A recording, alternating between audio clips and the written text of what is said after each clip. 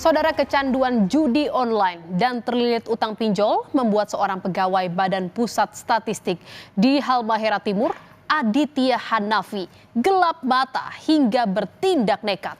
Gara-gara saldo ratusan juta rupiah miliknya lenyap dalam semalam.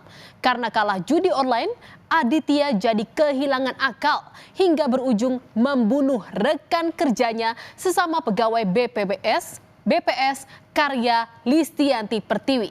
Dan demi melancarkan aksi ini, pelaku bahkan bersembunyi selama 2 hari di rumah dinas tempat tinggal korban.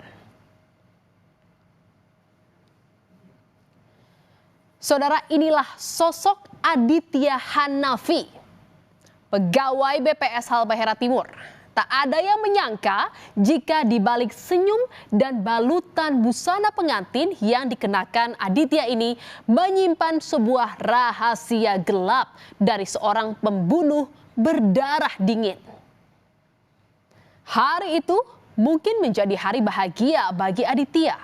Tak hanya karena pernikahan, tapi juga karena tak ada yang tahu jika 8 hari sebelumnya, Aditya usai membunuh Karya Listianti Pertiwi yang merupakan teman satu rumah dinas dengan istri pelaku. Aditya boleh saja menyimpan rapat-rapat rahasia gelapnya dari keluarga.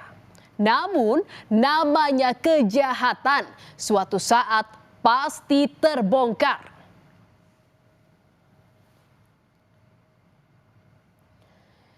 Saudara, di saat Aditya tengah menikmati kebahagiaan sebagai pengantin baru, tak berselang lama pada 31 Juli, jenazah Tiwi akhirnya ditemukan di rumah dinasnya di Halmahera Timur. Kondisi kamar yang terkunci rapat membuat polisi sampai harus mendobrak pintu kamar Tiwi. Dan saat ditemukan, saudara, jenazah Tiwi dalam kondisi sudah membusuk dan kamar yang berantakan. Terungkapnya jenazah ini berawal dari rekan-rekan kerja Tiwi yang curiga karena Tiwi tak kunjung masuk kantor.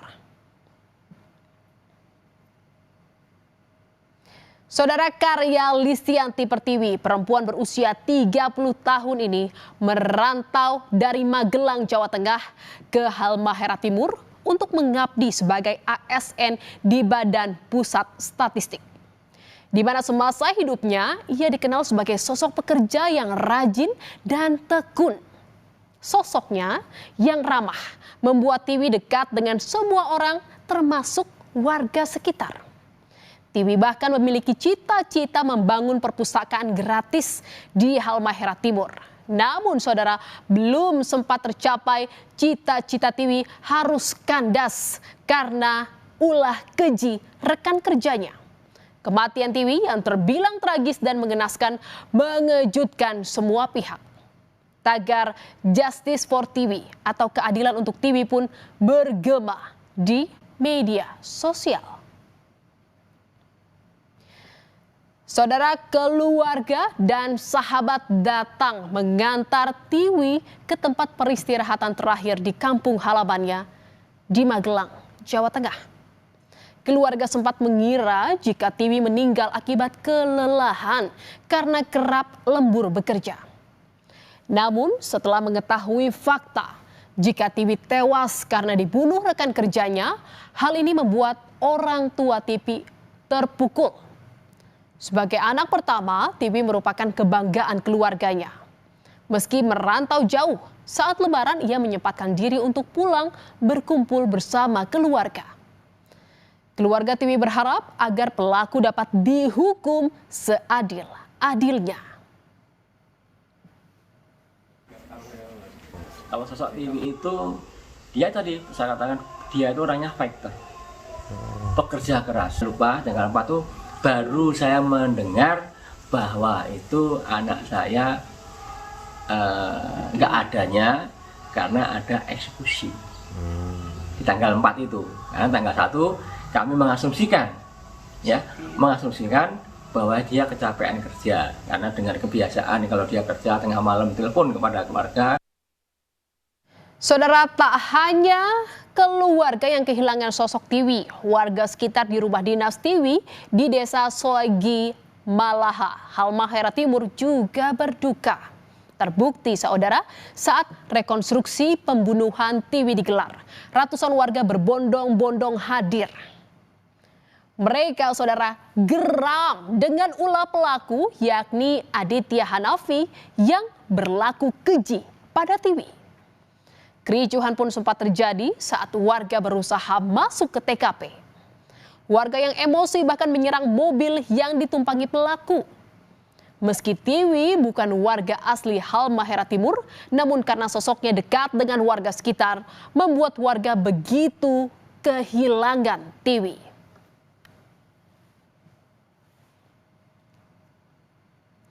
Nasib tragis Tiwi semua ini berawal ketika pelaku Aditya Hanafi yang kehabisan uang 130 juta rupiah dalam semalam gara-gara kalah judi online. Bingung karena sudah mendekati hari pernikahan dan tak punya uang. Pelaku berusaha meminjam uang 30 juta rupiah pada korban. Ditolak oleh korban, pelaku pun memutar akal dengan bersembunyi di rumah dinas korban.